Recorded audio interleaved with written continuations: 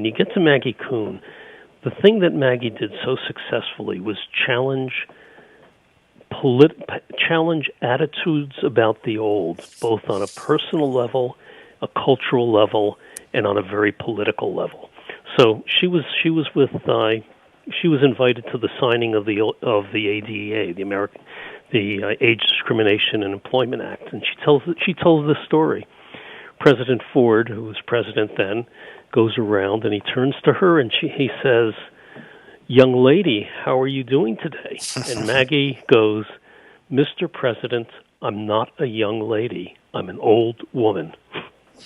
Well, that speaks to an important point as we talk about this topic of a silver revolution and whether or not we could see one. You know, it seems to me, and I was thinking of asking you this if we had time, but I'm going to bring it up earlier than I'd planned because that great quote from Maggie Kuhn so illustrates it, which is, it seemed to me for a long time as if the one politically acceptable form of discrimination that still lingers in our culture is age discrimination.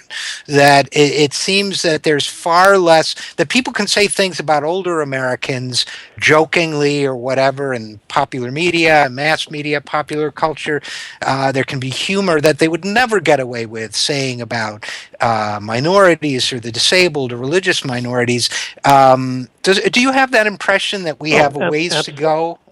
Absolutely. And Bill Maher, on his show the other day, a couple of weeks ago, did a despicable rant about the old and arguing that the old were cannibalizing the young. I think it's an attitude that's been put forward. I mean, the irony is that kind of attitude towards old is only attitudes towards ourselves because we're all old. But beyond that, it's this kind of stereotype has a political use. It's been used to undermine programs that affect older Americans. But the irony is, as you wrote very well in Huffington Post the other day, the attempts to destroy Social Security, Medicare, Medicaid, the attempts to roll back the Great Society and the New Deal, it's going to hurt our children far more than it's going to hurt today's old.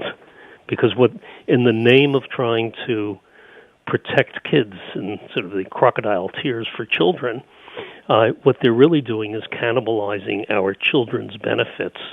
And in terms of the old, they like to use this stereotype, as you're correct, that old people are taking advantage of their young. They're busy jumping on trampolines in Sun City and spending their kids' inheritances, when in fact the larger issue among older people is certainly maintaining a decent standard of living, but they're also concerned with legacy. They're concerned with some very real human values in their families.